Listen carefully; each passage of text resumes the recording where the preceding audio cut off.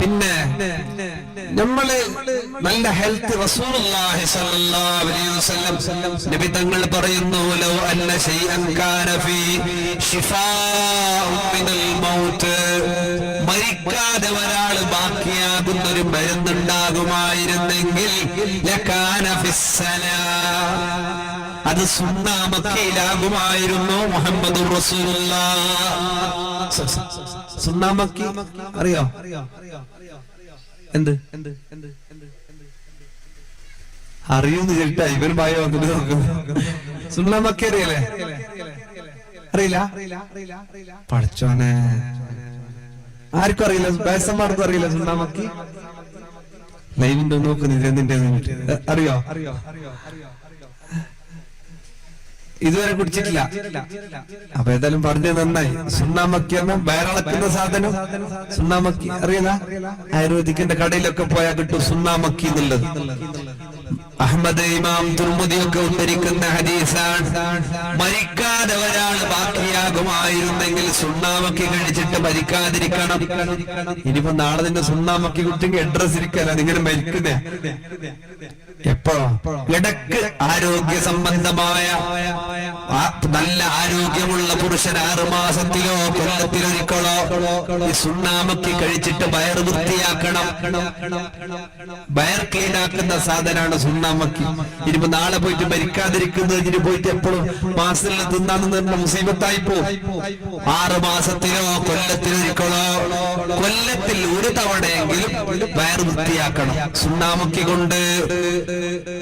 അസ്മാ ബീവി റളിയല്ലാഹു അൻഹ വയറ് വൃത്തിയാക്കിയപ്പോ റസൂലുള്ളാഹി ചോദിച്ചു, അസ്മാ നീ എന്തുകൊണ്ടാണ് വയറ് ക്ലീൻ ചെയ്തത്? അവര് പറഞ്ഞു, ഞാൻ ശുബ്റുമ കൊണ്ടാണ്. റസൂലുള്ളാഹി പറഞ്ഞു, വേണ്ട അസ്മാ, അത് വല്ലാത്ത കടുപ്പമുള്ളതാണ്, ബുദ്ധിമുട്ടാണ്.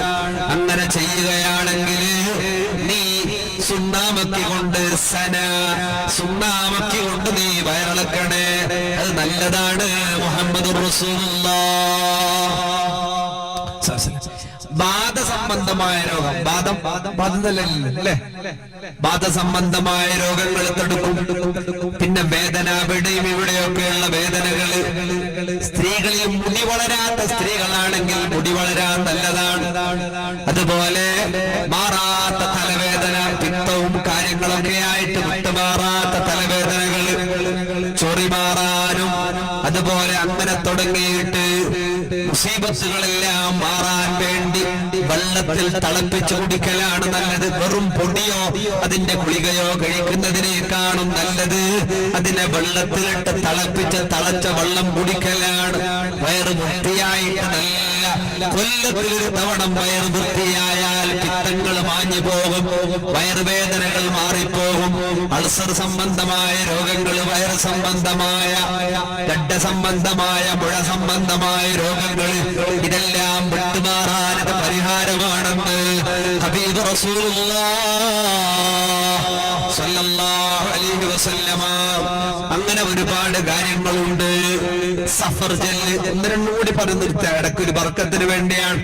സഫർ ജെല്ല് കടിച്ചാൽ റസൂലുള്ളാഹി പറയുകയാണ്, ഫഇന്നഹാ തശുദ്ദുൽ ഖൽബ്, അല്ല ഉറച്ച ഹൃദയമാണ് അവനിക്ക്. അറ്റാക്ക് വരൂല, ബ്ലോക്ക് വരൂല, ബുദ്ധിമുട്ട് വരൂല. ധാരാളം സഫർ ജെല്ല് അല്ല, സഫർ ജെല്ല് അറിയല്ലേ? പഠിച്ച വീട്ടർക്ക് എന്തോ അറിയലല്ലോ. അപ്പൊ അറിയല്ലേ സഫർ ജെല്ല്? അറിയല്ല? അറിയുന്നു. തലയങ്ങ് മാറ്റണം, ഒരു സമാധാനം. നിങ്ങൾക്ക് ഒരു അർത്ഥായിക്കൊണ്ട് ഞാൻ ചെല്ലുന്നത് നിങ്ങൾക്ക് എന്താന്ന് അർത്ഥായിക്കൊണ്ട്. ഞാൻ കുറെ അങ്ങ് കൊല്ലത്ത് നിന്ന് വന്നിട്ടുണ്ട്. ഞാൻ അമ്മലിന്റെ ആള്, നാട്ടിലെ ആള്. അങ്ങനെ നമ്മളെ ഭാഷയിലെ ഇടക്കല് മിസ്സാക്കുന്നവനാ. സഫർ ജെല്ല് കഴിച്ചാൽ റസൂലുള്ളാഹി പറയുകയാണ്, ഹൃദയം നല്ലോണം ചിരിച്ചോളി. ലൈവിന്റെ ആള് വരുന്നു അല്ലെ? നിങ്ങളെ കുടുംബക്കാരെല്ലാം ഗൾഫിൽ നിന്ന് കാണുന്നേ ഉണ്ടാവും. അല്ല, കറക്റ്റ് ചിരിച്ചിട്ടുള്ള നല്ലതാണ്. റസൂലുള്ളാഹി പറയുന്നു, നല്ല ഉറച്ച ഹൃദയം, നല്ല മനസ്സ് വിശാലമാകുന്നു. നല്ല മനസ്സ്, നല്ല സന്തോഷമുള്ള മനസ്സ്, സമാധാനമുള്ള മനസ്സ്. പിന്നെയോ മൂന്നാമത് ഇമാം നസായി തങ്ങൾ ഉദ്ധരിക്കുന്ന ഹദീസാണ്. റസൂലുള്ളാഹി പറഞ്ഞു, നെഞ്ചിലെ അസ്വസ്ഥതകൾ അതുമൂലം മാറുന്നു. നെഞ്ച് ചിലർക്ക് നെഞ്ഞരിച്ചല് നെഞ്ഞ് പൊരിച്ചിരുന്ന എന്തെല്ലാം പറഞ്ഞില്ലേ, നെഞ്ഞില് ഒരു ജാതി നെഞ്ഞില് പുളിത്തേക്ക് മണ്ണത്തേക്ക് എന്നെല്ലാം പറഞ്ഞില്ലേ. ഈ സാധനങ്ങളെല്ലാത്തിനുമുള്ള പരിഹാരമാണ് സഫർജൽ കഴിക്കലെന്ന് മുഹമ്മദുർ റസൂലുള്ളാഹ്. ഗർഭിണികൾക്ക് വളരെ നല്ല മരുന്നാണ് സഫർജല് കഴിക്കുക. ദാഹം പോകാൻ, വോമിറ്റാകുന്നത്, ഛർദിയില്ലായ്മയുണ്ടാകാൻ, ഛർദിയുള്ള ആളുകൾ ധാരാളം സഫർജല് കഴിക്കുക. ആമാശയവും കുടലൊക്കെ വൃത്തിയാകാൻ നല്ലതാണ്. വയറ്റിൽ മുഴ, ഗഡ്ഡ സംബന്ധമായ ഗർഭപാത്രത്തിലും മറ്റുള്ള ഇടത്തും സ്ത്രീകളിലും മറ്റുണ്ടാകുന്ന മുഴകൾ, ഗഡ്ഡ എന്തുള്ള മഴക്ക് ഗഡ്ഡ ഈ ഗഡ്ഡ എല്ലാത്തിനെയും വലിപ്പിക്കുന്ന സാധനമാണ് സഫർജൽ. അത് കഴിക്കൽ നിങ്ങൾക്ക് നല്ലതാണെന്ന് മുഹമ്മദുർ റസൂലുള്ളാഹ് സല്ലല്ലാഹു അലൈഹി വസല്ലം. ഇങ്ങനെ ഒന്നും കൂടി പറയാം. അല്ലാഹുവിന്റെ റസൂൽ സല്ലല്ലാഹു അലൈഹി വസല്ലം പറയുന്നു, കൂണ് എന്ന് പറഞ്ഞാൽ എന്താ പറയല്, മഷ്റൂം എന്താ പറയല്, അളമ്പു തരല്ലേ അല്ലേ, അളമ്പുന്ന സംഭവം അർത്ഥമില്ലേ, എന്തുന്നാ മതി. ഈ അണമ്പു റസൂലുള്ള പറയുകയാണ്,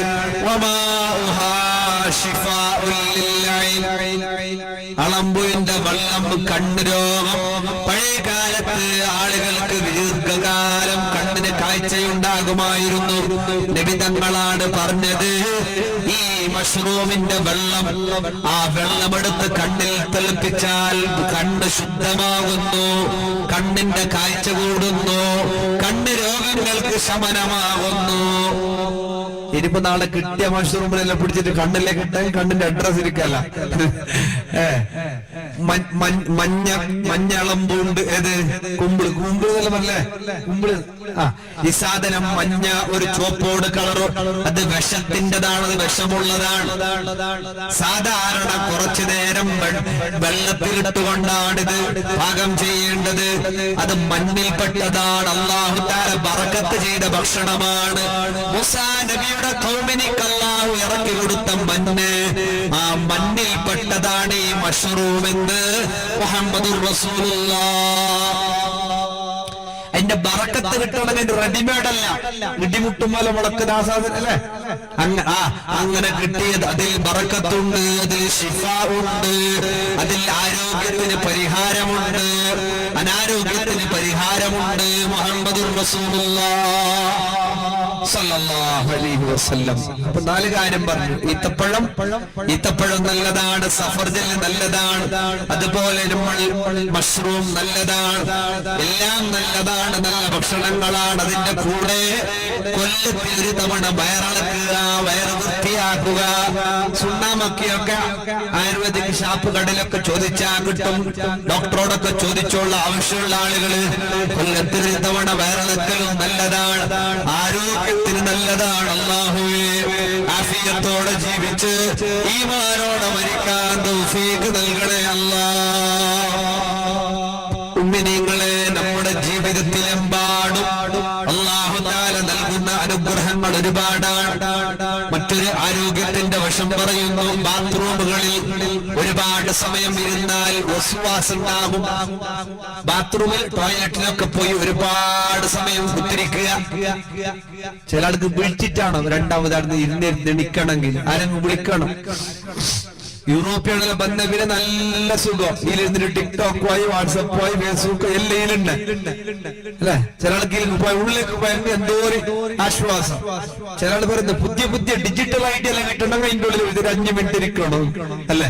4G അപ്പുറത്തെ സ്പീഡ് അതിന്റെ ഉള്ളിൽ ഐഡിയ എല്ലാം വരുന്നു. എങ്ങനത്തെ ഐഡിയ എല്ലാം വരുന്നു. ഒരുപാട് സമയം ചെലവഴിച്ചാൽ വസ്വാസ് ഉണ്ടാവും ജീവിതത്തിൽ. വസ്വാസ് ചില ആൾ കാണുന്നില്ല, ഔന്നിന്റെ അടുത്ത് ഔന്നിന്റെ അടുത്ത് ഗലാട്ടാക്കണം. എന്താ ബാക്കിയെല്ലാം ഹറാമാക്കുന്ന ഓർത്ത് ഹലാലാക്കാൻ അല്ലേ. ഔന്നിന്റെ അടുത്തല്ല ചില ആളുണ്ട്, ഔന്നിന്റെ അടിയിന്ന് വെള്ളം എടുത്തിട്ട് മറിക്കുന്നത്.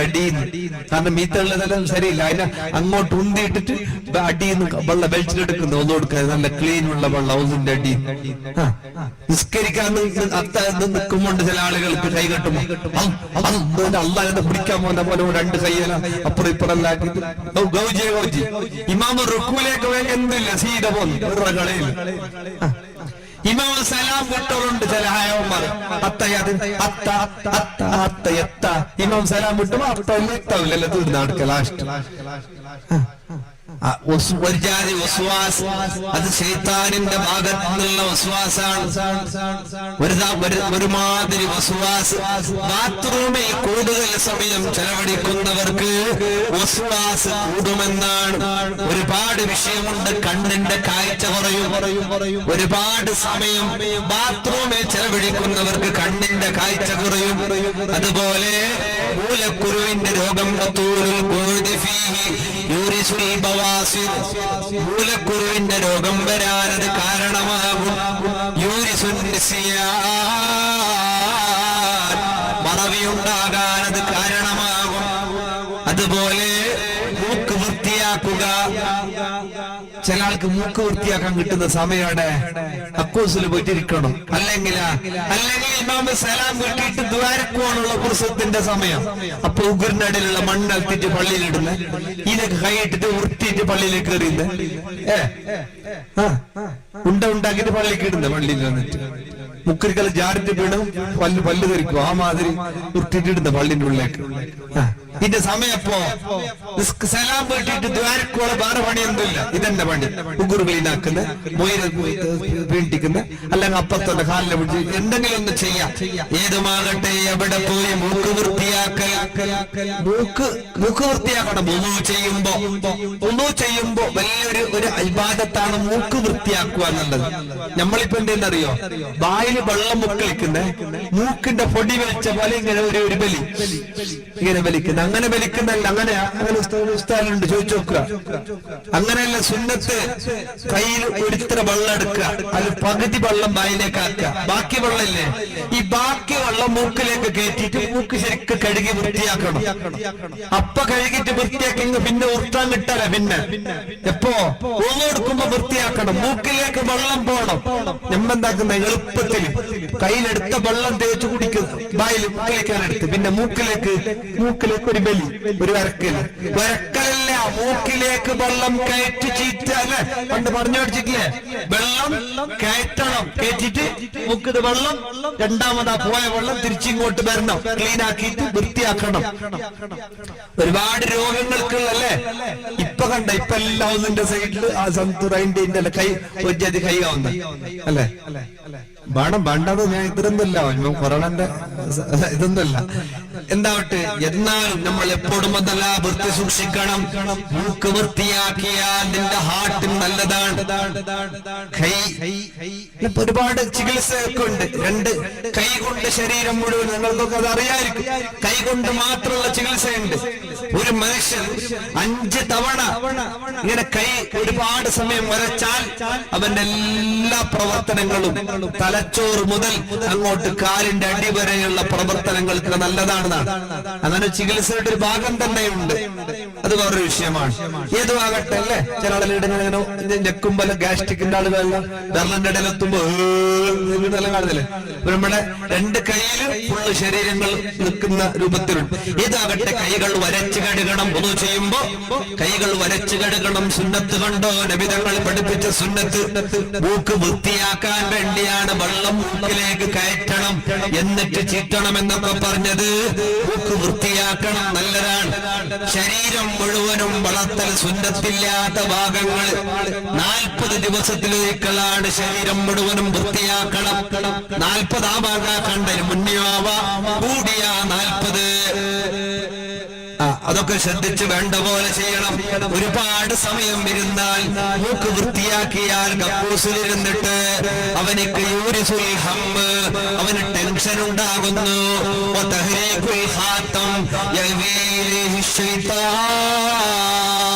ബാത്റൂമിൽ ഇരുന്നിട്ട് മോതിരം കൊണ്ട് കളിച്ചാൽ, ബാത്റൂമിൽ ഇരുന്നിട്ട് മോതിരം കൊണ്ട് ആണുങ്ങളോ പെണ്ണുങ്ങളോ കളിച്ചാൽ ശൈത്താൻ അവനിലേക്ക് അടുത്തു വരുന്നു.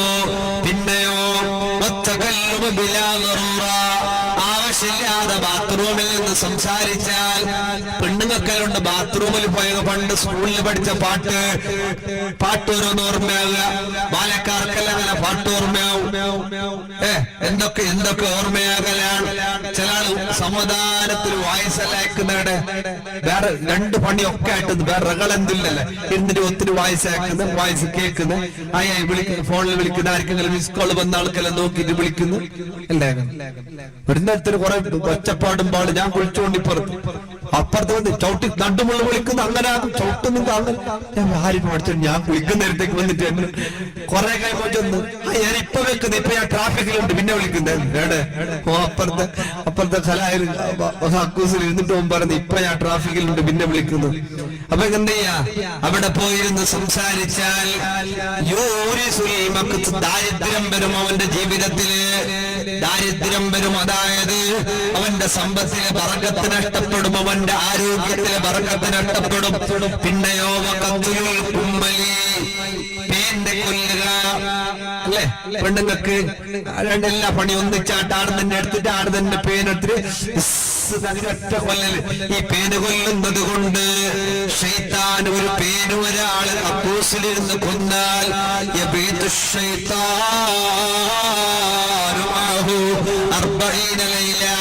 ആണാണെങ്കിൽ ആണ് പെണ്ണാണെങ്കിൽ പെണ്ണ്. അവരുടെ കൂടെ ശൈത്താൻ 40 രാത്രികള് ശൈത്താൻ അവരുടെ കൂടെ കിടക്കുന്നു. അവിടെ പോയിട്ട് പേര് കൊല്ലാൻ നിൽക്കരുത്. അതുപോലെ അവസാനത്തെ ഒന്നുകൂടി രണ്ട് കൈ കുത്തിയിട്ട് കക്കൂസിലിരിക്കുക. രണ്ട് കൈയും കുത്തിയിട്ട് കുന്തം കൊടുക്കുക. എന്താ അല്ലേ കുന്തം കൊടുക്കല്ല. രണ്ട് കൈയും കുത്തിയിട്ടിരുന്നാൽ അവനിക്ക് വെള്ളപ്പാണ്ട് പോലെയുള്ള രോഗം വരാം. ഹയാ പോകാം, ലജ്ജ പോകാം. പിന്നെ അവന്റെ കൽബ് കടുപ്പമുള്ള സ്നേഹമില്ലാത്ത കരുണയില്ലാത്ത കൽബാകാൻ ഇടയുണ്ട്. മഹാന്മാര് പറയുന്നുണ്ട് എപ്പോഴും കൈ ഇങ്ങനെ കുത്തി നിൽക്കാൻ നല്ലതല്ല എന്നാണ്. അങ്ങനെ ചില പെണ്ണുങ്ങൾക്ക് രാജത്തിന്റെ എന്തെങ്കിലായ കൈ ഇങ്ങനെ കുത്തിയിട്ടിരിക്കുക. ഇപ്പൊ ബാലക്കാർത്തി കുത്തുന്നു അത് വേറെ. അത് സെൽഫി എടുക്കും ഇങ്ങനെ 2 പേരിൽ അല്ലെ 4 പേരിൽ ഇങ്ങനെ അല്ലെ ഇതൊക്കെ ചെയ്യല്. അതല്ല കൈ കുത്തിയിട്ട് നിൽക്കുക എന്നുള്ള. കൈ കുത്തിയിട്ടിരിക്കലും കൈ കുത്തിയിട്ട് നിൽക്കലും നല്ലതല്ല, നല്ല ലക്ഷണമല്ല. അത് രോഗം വിളിച്ചു വരുത്തൽ പോലെയാണ്. അല്ലാഹുവേ ഞങ്ങളെല്ലാം നീ ഖൈറിന്റെ അഹ്ലുകാരാക്കണേ അല്ലാഹ്. ഹസൻ അൽ ബസരി തങ്ങളോട് വന്നിട്ട് ഒരാൾ ചോദിച്ചല്ല ഹസൻ ബസരി എനിക്ക് നന്നാണോ നേരാണ് എന്തെങ്കിലും വഴി ഉണ്ടാന്ന് ഹസൻ ബസരി തങ്ങൾ പറഞ്ഞു നീ നായിയാവും. നല്ലാണെന്ന് പറഞ്ഞു നീ നായിയാവുന്നു. രണ്ടാമത് പറഞ്ഞു കുന്നൂറാബ നീ കാക്കയാകണം. നീ കോഴിയാകണം. നീ പൂച്ചയാകണോ. അയാൾ നല്ല പോവാൻ തുടങ്ങി. ഇനിയിപ്പോ നീ പന്നിയാണെന്ന് വിളിച്ചെങ്കിലും മുസീബത്ത. ഹസൻ ബസരി തിരിച്ചു വിളിച്ച് ഇങ്ങോട്ട് വാന്റെ നന്നാകണമെന്ന് കൊതിയില്ലേ ഉണ്ട്. ഞാൻ എന്ത് ചെയ്യണം? അദ്ദേഹം പറയുന്നു നീ നായിയാകണമെന്ന് പറഞ്ഞില്ലേ. എന്താണ് നീ നായിയാകണമെന്ന് പറഞ്ഞാൽ നീ അല്ലാഹുവിനോട് നന്ദിയുള്ള അടിമയാകണോ. അല്ലാഹു നിനക്കിതെല്ലാം തന്നില്ലേ. എല്ലാം തന്ന റബ്ബ്. അബ്ദുല്ലാഹി ഇബ്നു ജാഫർ തങ്ങളുടെ കാല് മുറിക്കപ്പെട്ട് വലിച്ചെറിഞ്ഞപ്പോ അബ്ദുല്ലാഹി ഇബ്നു ജാഫർ പറഞ്ഞു അൽഹംദുലില്ലാഹ്. ബഹുമാനപ്പെട്ടവരോട് ചോദിക്കുകയാ അല്ല അബ്ദുല്ലാഹ് എന്തിനാണ് കാല് മുറിച്ചപ്പോൾ അൽഹംദുലില്ലാഹ്? അവര് പറഞ്ഞു എന്റെ ഒരു കാലല്ലേ മുറിച്ചത്, ബാക്കി ഒരു കാലുണ്ട്, 2 കൈയുണ്ട്, കണ്ണുണ്ട്, കാലുണ്ട്, ശരീരം മുഴുവനുമുണ്ട്. ഒരു കാല് മാത്രമല്ലേ മുറിച്ചത്. ഇതെല്ലാം എനിക്ക് ബാക്കിയാക്കിയ അല്ലാഹു അൽഹംദുലില്ലാഹ്. കുപ്പത്തൊട്ടിയിൽ നിന്ന് ഒരാള് അൽഹംദുലില്ലാഹ് ചൊല്ലുന്നുണ്ട്. മുനിസിപ്പാലിറ്റി കുപ്പത്തൊട്ടി എന്ന് പറഞ്ഞ റോഡിന്റെ പക്കത്ത് കച്ചറകൾ വലിച്ചെറിയുന്ന സ്ഥലത്ത് അൽഹംദുലില്ലാ ചെല്ലുന്ന മനുഷ്യന്റെ അടുത്ത് പോയിട്ട് അദ്ദേഹത്തോട് ചോദിക്കുകയാ, അല്ല എന്തിനാണ് അൽഹംദുലില്ലാ? അയാള് പറഞ്ഞു, അയാളോട് ചോദിച്ചു, അല്ല നിങ്ങൾക്ക് വീടില്ല, മക്കളില്ല, ഭാര്യയില്ല, കുടുംബങ്ങളില്ല, നാട്ടുകാരില്ല, തിന്നാൻ ഭക്ഷണമില്ല, നിങ്ങളുടെ ശരീരത്തിൽ പശുക്കൾ മേഞ്ഞു നടക്കുന്നുണ്ട്, എല്ലാ രക്തം ചലം ഒഴുകി ഒലിക്കുന്നുണ്ട്, പിന്നെന്തിനാണ് അൽഹംദുലില്ലാ? മുഅ്മിനേ, വീടില്ലാത്ത മനുഷ്യൻ, ഭാര്യയില്ലാത്ത മനുഷ്യൻ, കുടുംബങ്ങളില്ലാത്ത മനുഷ്യൻ, ഒന്നിനും വകുപ്പില്ലാത്ത മനുഷ്യൻ, കുപ്പത്തൊട്ടി ആളുകൾ വലിച്ചെറിഞ്ഞത് എന്തെങ്കിലും കിട്ടിയാ തിന്നുന്നയാള്, അയാള് പറയുന്ന ദിക്ർ അൽഹംദുലില്ലാ. ഈ ദിക്റാണ് അദ്ദേഹം പറയാ, എനിക്കിതൊന്നുമില്ലെങ്കിലും എനിക്കെന്റെ അല്ലാഹുവോട് പരാതിയില്ല, ദിക്ർ ചൊല്ലുന്ന നാവുണ്ട്, ശുക്ർ ചെയ്യുന്ന ഖൽബും എനിക്കുണ്ട്, അൽഹംദുലില്ലാ.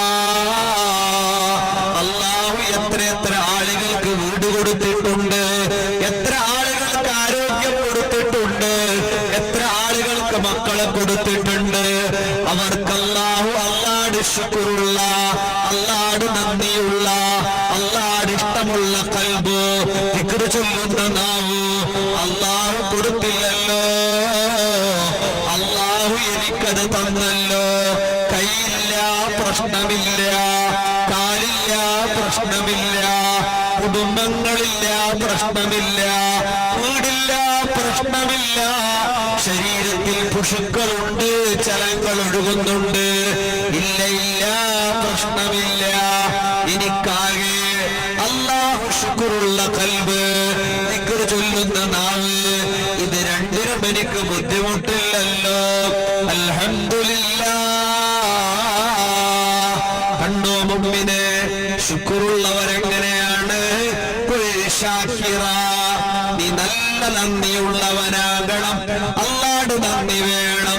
നമുക്കല്ലാഹു കിഡ്നി തന്നോ, ഹാർട്ട് തന്നോ, ബ്രെയിൻ തന്നോ, എല്ലാം തന്ന അല്ലാഹു കണ്ണിന് കാഴ്ച തന്നോ, നാവിന് സംസാരശേഷി തന്നു, ഇതെല്ലാം തന്ന റബ്ബില്ലേ, ആ റബ്ബിനിക്ക് നമ്മൾ മനസ്സറിഞ്ഞുകൊണ്ട് അൽഹംദുലില്ലാ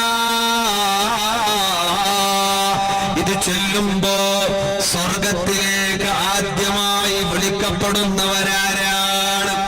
ഏറ്റവും കൂടുതൽ ഹംദ് ചൊല്ലുന്നവരാരോ, ഏറ്റവും കൂടുതൽ അൽഹംദുലില്ലാ ഇത് ചൊല്ലുന്ന ആളുകളെ അല്ലാഹു പെട്ടെന്ന് സ്വർഗത്തിലേക്ക് വിളിച്ചു കയറ്റുമെന്ന് മുഹമ്മദുർ റസൂലുള്ളാഹ്. അഷ്റഫുൽ ഖൽഖ് മുഹമ്മദുർ റസൂലുള്ളാഹ് സ്വല്ലല്ലാഹു അലൈഹി വസല്ലം. ധാരാളം ഹംദ് ചൊല്ലണം, അൽഹംദുലില്ലാ ധാരാളം ചൊല്ലണം. അല്ലാഹു തൗഫീഖ് നൽകട്ടെ. അൽഹംദുലില്ലാ ചൊല്ലുന്ന ആളുകളെ അല്ലാഹുക്ക് ഭയങ്കര ഇഷ്ടമാണ്. ഒരാൾ അൽഹംദുലില്ലാ കൂടുതൽ ചൊല്ലുന്നുണ്ടെങ്കിൽ നമ്മൾ മനസ്സിലാക്കണം അല്ലാഹുക്ക് ഓനെ നല്ലോണം ഇഷ്ടമാണെന്നാണ്. എപ്പോഴും നമ്മൾ അൽഹംദുലില്ലാ ധാരാളം പറയണം. പറ്റല്ലേ? ഒരു ഇൻഷാ അല്ലാഹ് ചൊല്ലുമ്പോൾ നിങ്ങളെ ഇൻഷാ അല്ലാഹ് അല്ലാഹു തൗഫീഖ് നൽകട്ടെ, അല്ലാഹു തൗഫീഖ് നൽകട്ടെ. ധാരാളം ഹംദ് ചൊല്ലണം. സമയം 11 അല്ലേ? ഏലമല്ലേ? ഏലമുണ്ട് അല്ലേ? എക്സാമിന്റെ സമയം കട്ടായിട്ടാണ്, കട്ടായില്ല. ഇത്ര പറഞ്ഞത് പോലെ സലാമത്ത്. ഇത്ര കണ്ടിന് കുക്കുവള്ളിയെല്ലാം കണ്ടിന് ഗുളിയ മാത്ര കഴിക്കുന്നത്. അൽഹംദുലില്ലാ ഇത്രയെങ്കിലും പറയാൻ കഴിഞ്ഞ അൽഹംദുലില്ലാ. അല്ലാഹു തആല ഖബൂൽ ചെയ്യട്ടെ. മുഅ്മിനീങ്ങളെ ശുക്റുള്ളവനാകണം. രണ്ടാമത് നീ കാക്കയാകണമെന്ന് പറഞ്ഞില്ലേ? കുംമുറാഖിബ, നീ എപ്പോഴും നിരീക്ഷിച്ചുകൊണ്ടേയിരിക്കണം. ഹലാലുകൾ, ഹറാമുകൾ, അല്ലാഹുവിന്റെ അലാമത്തുകൾ, അവന്റെ അദാബുകൾ, അവൻ ചെയ്യുന്ന നിയമത്തുകൾ എല്ലാം വീക്ഷിച്ചുകൊണ്ടേയിരിക്കണം. എല്ലാത്തിലും ഒരു വീക്ഷണം വേണം നമുക്ക്. വീട് കെട്ടുമ്പോഴും വീടെടുക്കുമ്പോഴും വാഹനമെടുക്കുമ്പോഴും ആരോഗ്യത്തിലും ഇബാദത്തിലും എല്ലാത്തിലും ഒരു നിരീക്ഷണം ആവശ്യമാണ്. എല്ലാം കൈകാര്യം. നമ്മള് ഒന്ന് കച്ചവടം തുടങ്ങിയ പാടെ കാറ് മാറ്റി ബൈക്ക് മാറ്റി, കച്ചവടം പൊട്ടി, കാറ് വിറ്റു ബൈക്ക് വിറ്റു, ആകെ പൊട്ടിപ്പാളീസായി. വീട് അങ്ങനെ ആകരുത്. എല്ലാം ഹലാലും ഹറാമും. അമ്മമാരെ സ്വസഹായ സംഘമൊക്കെ ഉണ്ടാവല്ലോ. സംഘത്തിന്ന് കടം വാങ്ങിയിട്ട് ഭക്ഷണം ഹറാമല്ലേ? കടം വാങ്ങിയിട്ട് പെരുന്നാളിന് ഡ്രസ് എടുക്കുക ഹറാമല്ലേ? കടല്ല, ലോണാണത്. ഉണ്ട് സംഘമല്ല, പെണ്ണുങ്ങൾ സംഘം ഇല്ല. ഉണ്ട്. ഉമ്മമാരെ അതിന്റെ മീറ്റിങ്ങിന്, അതിന്റെ ഒഴിവാട്ട്, അതിന്റെ ഇടപാടുകൾ, അതിൽ നിന്ന് പലിശക്ക് വാങ്ങൽ എല്ലാം അല്ലാഹു പൊരുത്തപ്പെടാത്തതാണ്.